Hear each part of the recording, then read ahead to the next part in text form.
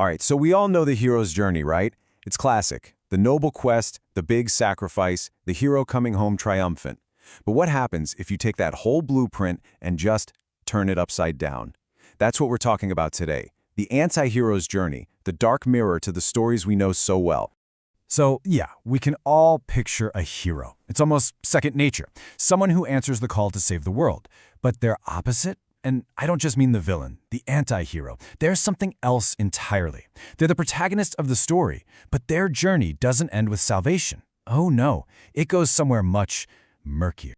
Exactly. So forget good versus evil for a second. That's too simple. Think of it more like a complete inversion. The anti-hero walks the same road as the hero, they hit the same story beats, but their motivations and the final outcome totally flipped. It's still a journey of self-discovery, but what they discover is a self built on power, not on virtue. Okay, here's how we're going to break this down. First, we'll look at the core of this inverted journey. Then we'll go through the 3 acts: the predatory departure, the ruthless initiation, and the isolated return. And finally, we'll look at what that tainted victory really means. So let's get into the nitty-gritty. What actually drives an anti-hero? It really boils down to 2 powerful self-serving ideas that are the exact opposite of what makes a hero tick. First up, you have honest greed. And that word, honest, is super important. See, the anti-hero isn't hiding their motives. They want money, they want status, they want influence, and they'll probably tell you that to your face. It's this raw, unapologetic desire for more that really kicks off their whole story. And where does that greed lead? To something called noble power. Now this is the big one. It's this belief that, hey, the world's a mess and I'm the only one who can fix it, by taking complete control. It's basically a desire for dominion that they've dressed up to look like some kind of righteous cause. Okay, on to Act 1, the predatory departure. You know, a hero's journey starts because someone needs saving. Well, the anti-hero's journey starts because they see a chance to get ahead. It's all about them, right from the very beginning. And here's the difference in a nutshell. The hero gets a call to adventure. You know, to go right some wrong in the world. The anti-hero? They get a call to opportunity. They spot a loophole, a power vacuum, a chance to grab some wealth or power. They're not solving a problem for the world, they're solving a problem for themselves. And you have to understand this about them. A hero might be afraid of the dragon or the Dark Lord. The anti-hero? Their biggest fear is being insignificant. It's the dread of being a nobody that pushes them out the door, making any risk seem worth it if it means escaping a mediocre life. So who guides them? It's not some wise old mentor teaching them about courage and sacrifice. Nope. The anti-hero gets a dark mentor, someone cynical, pragmatic, who teaches them how the world really works, how to exploit systems, how to bend the rules, basically how to win no matter what it takes. All right, now for Act 2, the ruthless initiation. This is really the heart of the story. For a hero, this is all about becoming a better person. For the anti-hero, well, it's the exact opposite. This is their descent.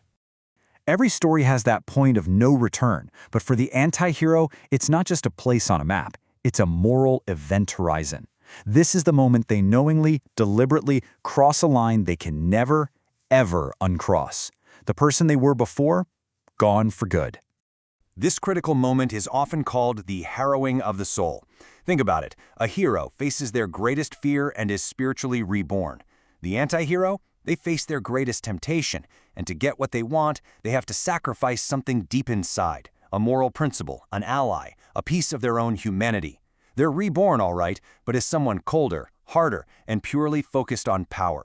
So yeah, it's not a spiritual resurrection at all. It's a moral death. Where the hero finds their soul in the darkness, the anti-hero pretty much kills theirs off so that nothing can stand in their way. So, after all that, what's the prize? Well, the hero gets the ultimate boon, the elixir that's going to heal the community. The anti-hero gets the dubious reward. They get the keys to the kingdom for sure, but not to save it, to own it. It's a prize for them, not for the world. And that brings us to the end game. Act 3, the isolated return. A hero comes home to a parade. An anti-hero? Their victory lap is pretty lonely. Because when you win the way they do, that victory can feel incredibly hollow. Even the road back home is completely inverted. A hero is being chased by monsters and villains, but the anti-hero is being chased by the consequences of their own actions. We're talking betrayed former allies, the law, you name it. Their past literally becomes the monster that's hunting them down. And this quote just hits the nail on the head. A Pyrrhic victory is when you win, but the cost is so devastating it feels like a loss. The anti-hero gets everything they wanted, the power, the money, the control. But in the process, they lose their connection to everyone and everything that matters. They've won the game, but now they're the only one left playing. So to wrap this all up, there's a really powerful metaphor that sums up this whole inverted journey perfectly: the ladder and the vault. Okay, picture this. Both the hero and the anti-hero start at the same ladder. The hero uses it to climb up, out of a dark place, to bring light and hope back to their community. The anti-hero, though, they use that exact same ladder to climb down into their own private vault, and they pull the ladder in behind them. And that's the fundamental difference, isn't it? One journey ends in sharing, in community. The other ends in hoarding and isolation. The hero brings back a gift for the world. The anti-hero gets their prize, and then they lock the door, leaving the rest of the world outside. Which leaves us with one last haunting question to chew on. After all the scheming, all the sacrifices, was it worth it? Is achieving that sense of control, that noble power they fought so hard for, really a fair trade for losing your connection to everyone else? That's the question these stories always leave us with.